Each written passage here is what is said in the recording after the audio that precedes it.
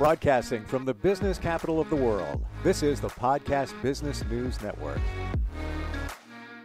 Hey, it's great to have you along with us. We have somebody who is going to help you along the way. And as we start a new year, she's somebody that's been doing a lot of work with energy healing, Reiki. I'm sure you've heard of Reiki before. We'll get deeper into that, but a lot of other things that can help you as we get back to nature.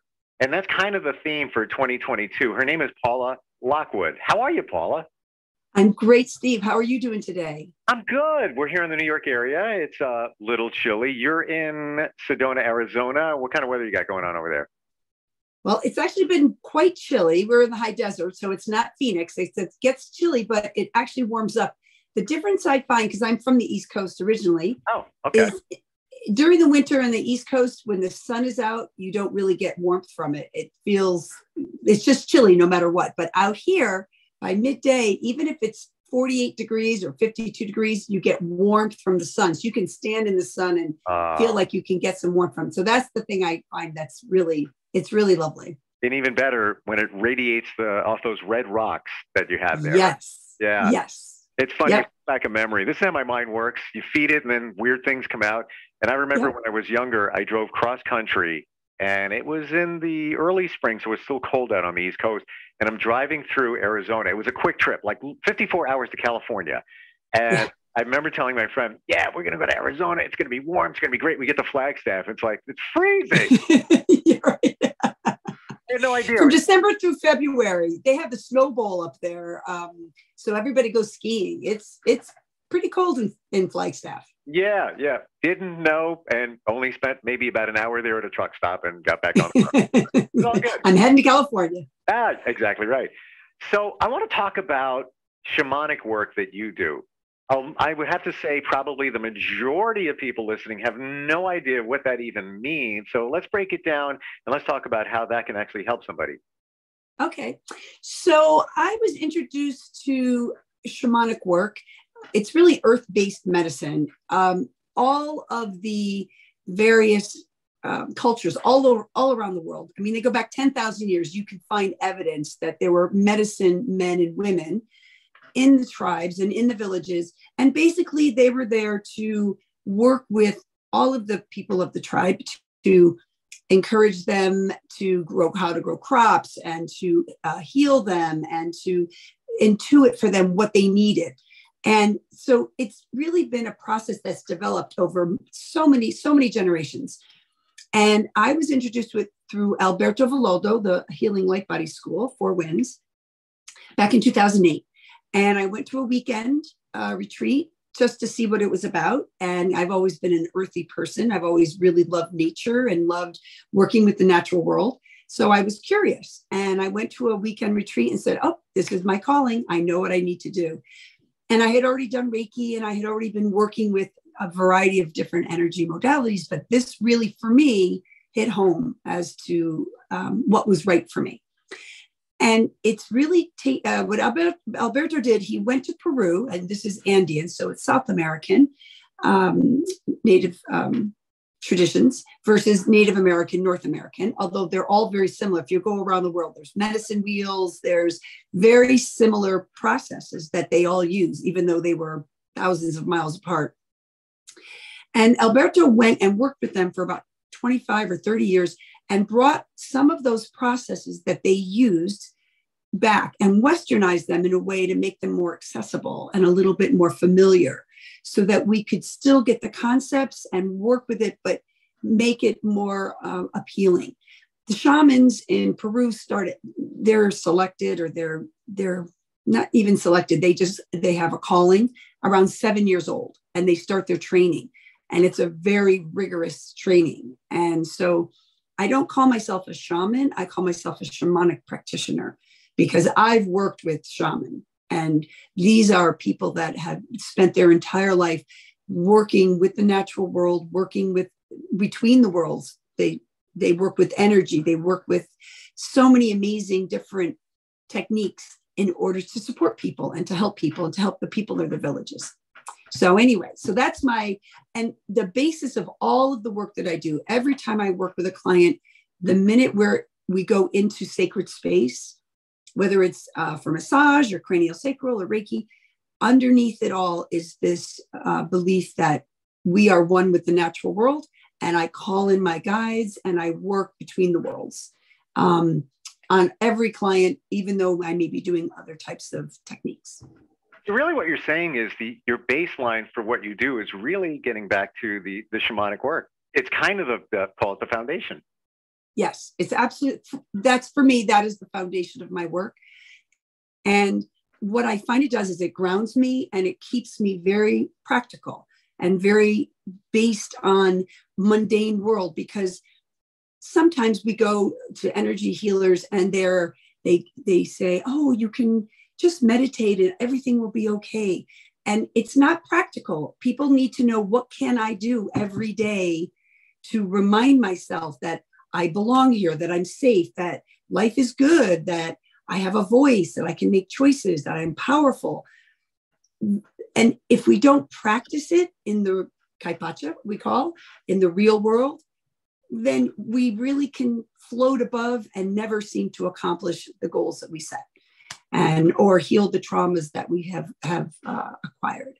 And so that, again, is part of the reason I'm so attracted to this type of healing work, because it's really steeped in what's practical.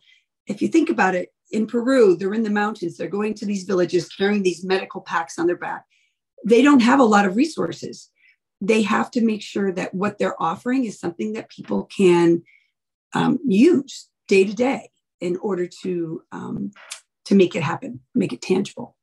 I think we should put that into perspective, because a lot of times we look back at recreations of those people in the mountains, and you think that, yeah, okay, how are they really getting by? You know, they're not true traditional doctors. They don't have the medical license. They don't have the table set up. But when you think about it, let's be honest with each other. When you think about it, back then, life went on. Life was healthier back then as well. And I think we forget about that until you bring that up, Paula. There's a very interesting example that they used when I was in school. The shaman would go into a village and there'd be perhaps a young boy was out playing, he fell and he broke his arm. That shaman, that medicine man or woman, would set the arm and make sure that the bones were set correctly, and would work with that child to help to relieve the fear and the pain that he experienced when he had this fall. But then he would also go to the parents and say, okay, we don't want you to carry around this fear that every time your child goes outside, he's going to break something. So he would work with the parents to help alleviate some of the stress or fear that they might be carrying. Wow. So it's a holistic approach. It isn't just approaching one tiny aspect. It's much more of the whole body, holistic approach. And that's what I like to do when I work with people, is to say, okay, you have this physical issue, but where did that start? What are you carrying that is contributing to that issue? And if you have high blood pressure, we all know high blood pressure can be a result of too much salt, but it's also from stress. So what is it that you're carrying? How are you carrying stress? How can you relieve that stress? How can we bring that blood pressure down? It's that kind of that's my approach. Not that I claim to be a medical doctor, but right. Just. Can we center on that for a second? Because so many people do suffer from high blood pressure and they're on meds. And yes, it's from stress. It can be, right? It can also be from, too much salt intake. As a holistic person, what would you suggest for somebody going through that? Well, the first thing is to, again, identify, is there a stress in your life? Is there something that creates tension in your body? What is it called? It's called hypertension. It's the blood vessels constricting. So there's a constriction action that's happening that's causing this pressure to be going crazy, right? So what do we do? What is the balance? And I think I talked about this, we talked about it. It's that right relationship. It's balance. So if we have conditions where we have stress, and sometimes we are in situations that are stressful, in order to relieve that stress, we need to find the balance to it. And that's when I'll say to people, meditation for high blood pressure is the first and foremost suggestion I would make, because in meditation, it calms the nervous system. the parasympathetic and the sympathetic nervous system, they have to be brought down. And if they're not brought down, then people they feel that pressure in them. That's one. High blood pressure is just one. But people often carry that tension in their shoulders. They carry it in their head because they're doing this all day long. They're on the computer, they're on their phones. So, rolling your shoulders back, getting your head centered on your neck, and taking the time throughout the day to recognize that you are holding yourself in this tense and breaking the cycle. Because if you have it's like a hamster wheel, you're just spinning and spinning and spinning without a break in the cycle, it just becomes normal.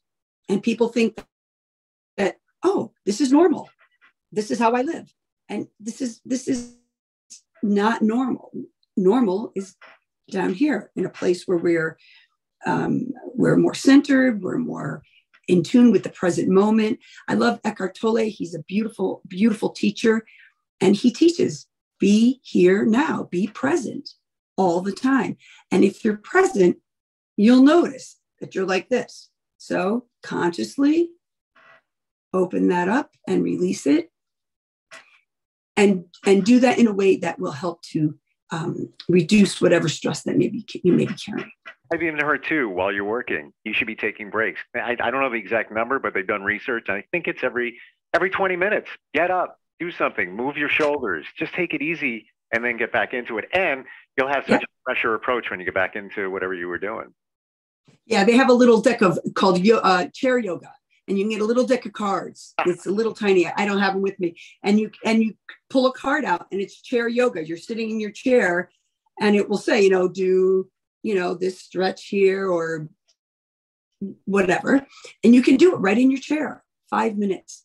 And we take hours watching a movie or watching television or to our phone, 5 minutes to take care of our body. And honestly, the physical manifestation of chronic and acute illness, it's just a representation of what's happening within, in that emotional body, that mental body, our etheric, our energetic bodies, our soul. So we need to take care of all of those parts. So while you're stretching your neck, say, oh, life is good. I'm so relaxed. Like, speak to yourself, use your mental body to say positive things. Let your belly soften and let yourself just settle in the chair and just teach yourself to say all is well. I have a question. I don't know that you're going to be able to answer it, but I'm going to throw it out there. It's not a crazy question, so don't worry. What kind of music do you listen to? Because I get a feeling that there's probably certain things that, maybe not even mainstream that you might listen to calm yourself or ground yourself. So music is such a personal choice for people. Yeah. And, it's interesting. I've been studying the Hindu goddesses and, Kali is a Hindu goddess and heavy metal is her music, and so if you're working with that goddess and that energy, then you want to put on something that's a little bit more driving and a little bit more powerful. But if you're working with Lakshmi, then you want to put on Vivaldi and the Four Seasons, and you want to have beauty and serenity. And so it's the same idea, depending on my mood, depending on what I need at a particular time. I can turn on some of those old 80s, like Walking on Sunshine. I'll put that on and I'll dance around the house. Sure. Or Wake Me Up, or, Avicii, some of these different, it really depends on what I need in any given moment. But I love all music. Music sings to the soul and it really gives us freedom. So I always tell people, whatever you like, turn it up and either dance or sit quietly and look at the birds or just rock out. It just, I'm an old 70s girl. So, I still listen to Aerosmith. It's, it just depends on, as I say, what the mood is. Yeah, we probably would be the worst people to be driving in a car because I would be changing the song the song wouldn't even finish, not because I don't like it, but because my mood changes. I'm feeling different. Let me go on to something. Not a bad thing. Listen, we're getting instant feedback. By the way, we're talking with Paula Lockwood, who is a Reiki and energy healer out of Sedona, Arizona. What's your website again? It's www.sedonaholistichealing.com. So instant feedback, steve@gmail.com. Forgot my glasses today, so I'm going to read it off my phone here, as you can see. But Lisa says, I recently joined a ladies' adventures group and love getting back to nature. I want to learn how to connect more with nature in a lot of other ways. Do you have other suggestions? Okay, so again, this is from my perspective. This is what has worked for me and for the clients that I've taken, because I've taken people out on the land. And again, everyone has a different way of connecting. But the very first thing and the easiest thing, and I think I mentioned this in one of our other podcasts, find a tree, put your hands on it, let you feel a tree. The reason they have tree huggers, the way they make fun, but the reason is because their roots go deep into the earth. They're grounded. They have this beautiful trunk that's in this living world that provides sap for maple syrup and a place for birds to come and nest. And then those branches expand up into the sky towards the divine. So trees, anywhere you walk, you can usually find a tree. Even the little ones in the city, you can go put your hands on it. So trees are a great way. And finding and learning about grounding. So grounding is basically walking barefoot in nature. There's a whole science now to walking barefoot in nature. Wow. And yeah, earthing. They call it earthing. And you're out in nature. You take off your shoes. You take off your socks. Maybe not now in New York or Chicago or wherever people are, but getting on your feet back on the earth, walking in the grass, walking in sand, walking in dirt, and really feeling the roots coming out of your feet and into the earth. I love that you're saying that, because I'm the biggest proponent of that. And from, let's call it May until October, I have the dirtiest feet you'll ever see, because it's the best. I don't wear any shoes. I go outside, I walk around. I love feeling the grass underneath my feet. I'll even do gardening without my shoes on. It just, nothing, because it just feels so good. And I feel like I know it's kind of geeky, but kind of connected to nature when I'm out there. And I can't explain it, but there's something about it. Yeah. So those are just a couple of things, but also people can find, some people prefer the water. If you're a water person, then you want to go to a lake, go to the ocean, put on music, put on your earbuds and just put waves, the sound of waves can be very soothing and very calming. So water is such a beautiful way to connect with that, the mama kocha, that primordial mother, right? Just feel that support from that. Yep. People like to go to me. I'm a mountain girl. I love to go up to the highest point I can get to and just sit and let the wind sweep through. So connecting to nature is about, again, it's tuning in. What is it you need?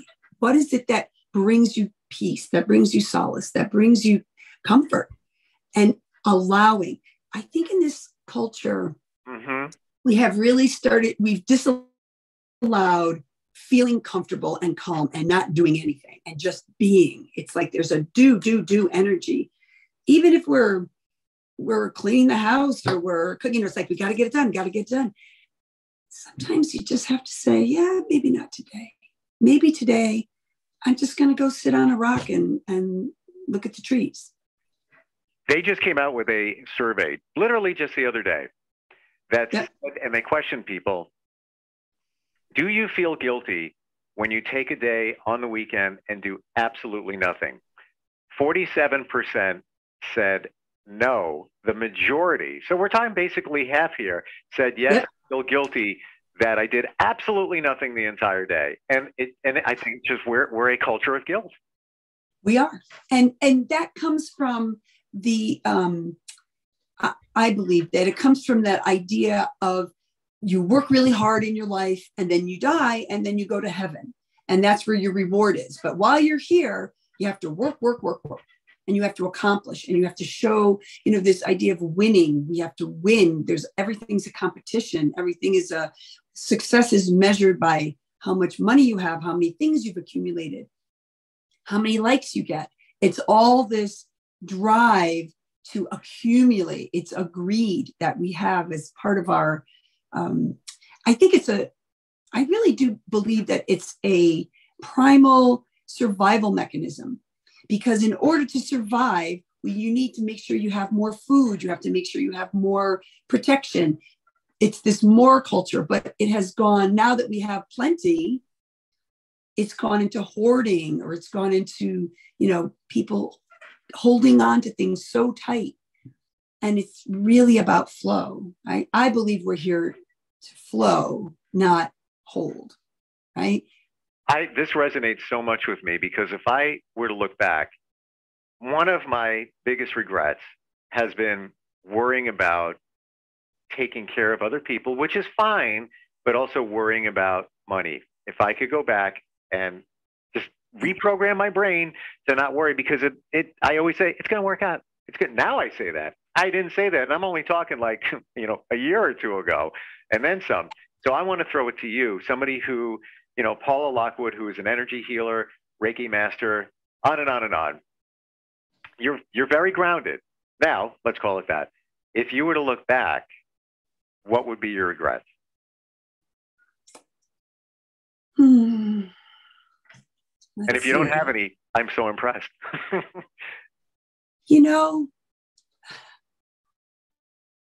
I have had regrets over my life, but I don't want to put any energy into regret. Hey, wait a minute. Because I can't change it. Whatever it is. I totally agree with you, and I'm not being negative here. I'm bringing it up to help other people so that they have those regrets. But somebody like you, who is just so vitally sensitive, that I wonder if there was something, if you said, what, that probably should have done a little bit differently, and the end result might have been the same. But yeah, that's where I was going with that. Okay, so yes, if there was one thing, I think that I think I questioned myself a lot when I was younger. I questioned my decisions. I questioned if I should do this or I should do that. I didn't allow enough. And I feel that if I had allowed more, things would have been easier. But instead, I either tried to force things or I tried to control things.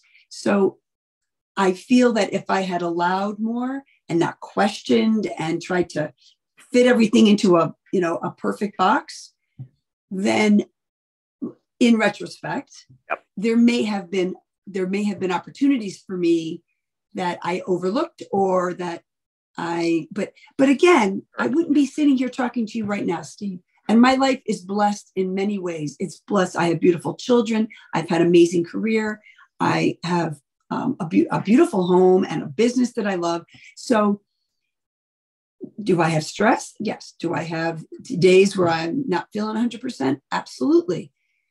Overall, though, I wake up every morning and say, thank you for the blessings that I have. Yep. And that's what all of that stress and worry and control from years ago, it didn't work.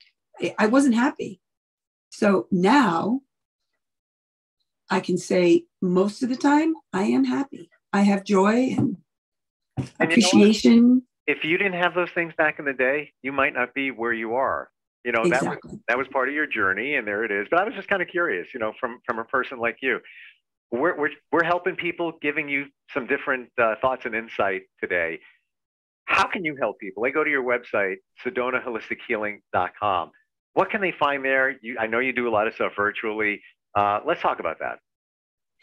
So I offer a variety of modalities. As I said earlier, I primarily function from the shamanic, but I offer a lot of other types of approaches. So I do cranial sacral work. That's working with the neck, the shoulders, the head, the sacrum.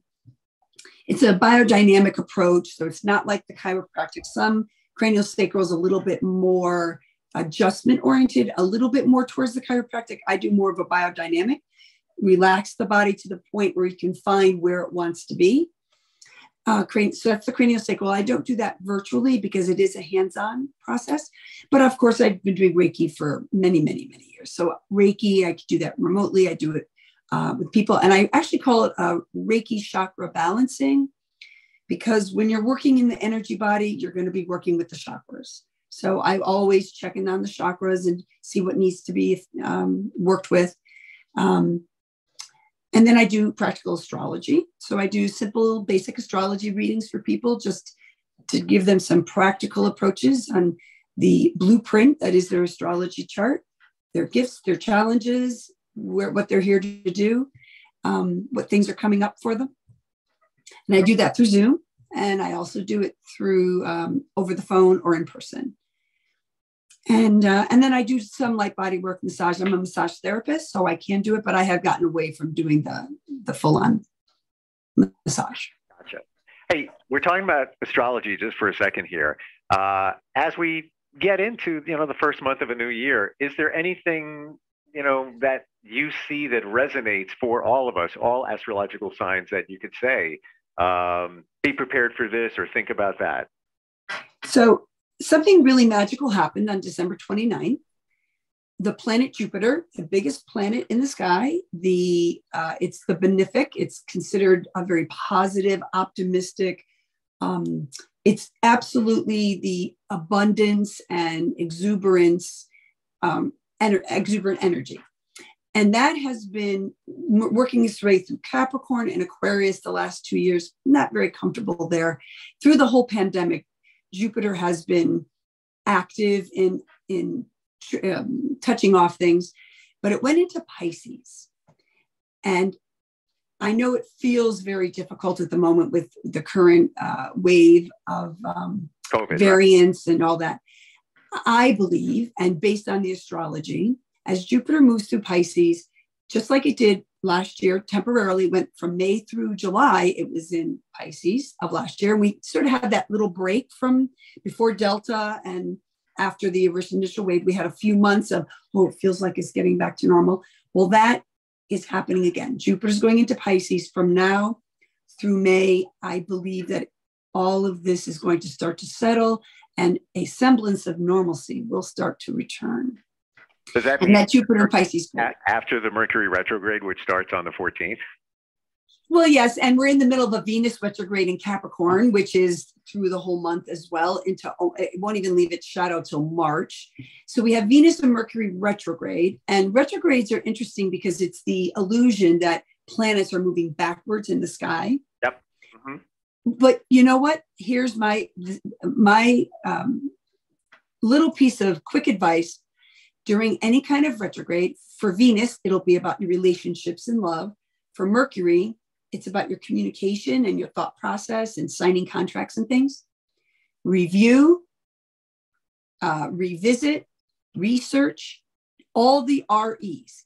It's an opportunity because it's moving backwards. The energy is going within. It's an internal retrospective time. So if you're going to sign a contract, do you never sign a contract during Mercury retrograde? If you bought the house in November and you're just signing the contracts now, chances are you'll be okay. But dot your I's, cross your T's, read it twice. Just be more mindful of signing things. And in relationship with self and with others, just look at how your relationship is working and the things that may not be working as well as you'd like them to. And so this is an opportunity to review how you love and how you express that love. And is there some ways that you can shift it? And because it's in Capricorn, it is definitely going to be foundational. It's going to be the structure of how you engage with your partners and the structure of the relationships that you have. So that's going to happen too. We're just about out of time. And thank you for saying that, because I've talked about the retrograde before, but not in that detail. And also about the foundation of the relationships. And I'll add one more R to the others during the retrograde. Really check and double check. You're going to send a text. Double check it, because it may be taken a different way just because communication during the retrograde, which, by the way, happens between January 14th and February 3rd. You just want to double check. That's it. Back up your hard drive. Guilty as charged. I never do it. So maybe whether you believe it or not, here's a reminder, you should be doing it anyway, That's right. Yes. And if you are, it's going to be it's in Aquarius, but it's going to go back into Capricorn. So if you're in any of the cardinal or fixed signs, just be aware that it may be a little bit stronger for you. The mutable signs get a little break this time because it's not going to touch on them. But for the most part, that's way above That's way above my pay grade. So we. Oh, okay, never. Okay. Leave it there. I scratched the surface. You're the expert. She is Paula Lockwood, Reiki energy healer. It's always great talking with you. Your website, again, if somebody wants to reach out to you, wants to have some healing, or just wants to connect and find out more about what you do. It's www.sedonaholistichealing.com. Always love talking with you. Thank you so much, Steve. You have a blessed day. You too. We'll be right back.